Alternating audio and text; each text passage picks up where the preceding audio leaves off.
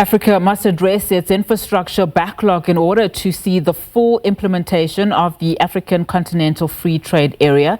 That's a word from the Africa 50 Chief Operating Officer, Tshepidi Moremong. She is part of the African Development Bank Group annual meetings underway in Abidjan, Côte d'Ivoire. Africa 50 is central in pushing for infrastructure development in the continent. Kaelihle Khumalo has more for us.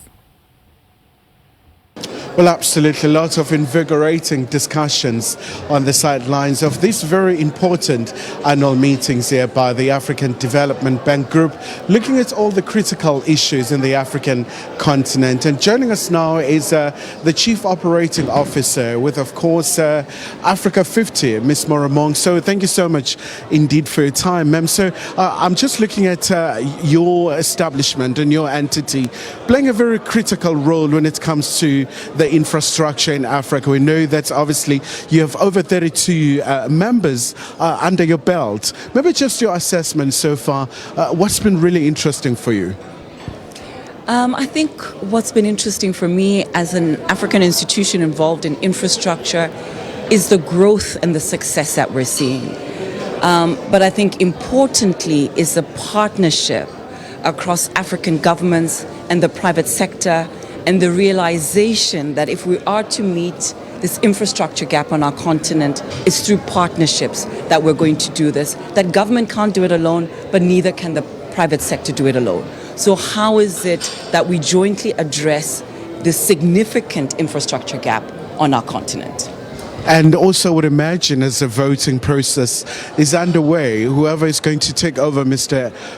Adeshina would be somebody really with the know-how, who understands really these critical issues facing the African continent. I think it goes without saying, and I think critically what we are looking for as an institution, critically what the continent needs, is somebody who's going to build upon what's already been created. Somebody who will focus on driving the narrative from an Africa perspective that this can be done. But also at the same time, how is it that we meet this infrastructure gap? How do we think about domestic capital mobilization to meet this gap? We've seen a retreat of global capital. So how is it that we harness the $2.3 trillion of assets under management to drive our growth? How is it that Africa is the lead in driving this growth? And I think this institution, being African Development Bank, is critical to that. We as Africa 50 are playing a key role in that as well. We've got a vehicle called the Africa 50 Infrastructure Acceleration Fund, where we have raised $275 million of equity. It's a private equity fund, and this $275 million comes from 20 African institutional investors, ranging from sovereign wealth funds to insurance companies, to banks, etc. That is a critical step. That's an important step, and it's a milestone that needs to be celebrated. We need more of these, and we've seen that many of our partners are really focused on this. So how do we harness this and do more of it?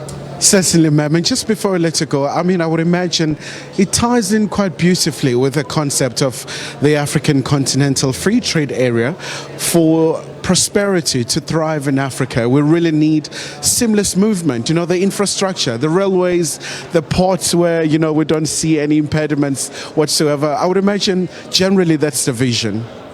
Oh, that is completely the vision, right? So how is it that institutions such as ourselves support the Africa Continental Free Trade Area, be it through one-stop border posts, be it through ensuring that there's efficiencies that we're enhancing through road infrastructure? I think we're all aware that the underinvestment in road infrastructure on the continent.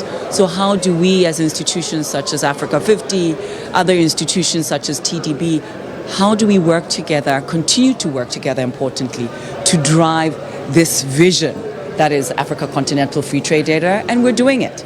It's slowly, the progress is slow, but we will get there. And I think that's what we as Africans need to focus on. How do we do it together as Africans in partnership with others? All right, ma'am. Thank you so much for your time and a sense of optimism there. So thank you so much indeed. Of course, the Chief Operating Officer of Africa 50. So quite a lot of issues are being explored here in the commercial city of Ivory Coast here in Abidjan. Kaelihle Khumalo, SABC News, Abidjan, Côte d'Ivoire.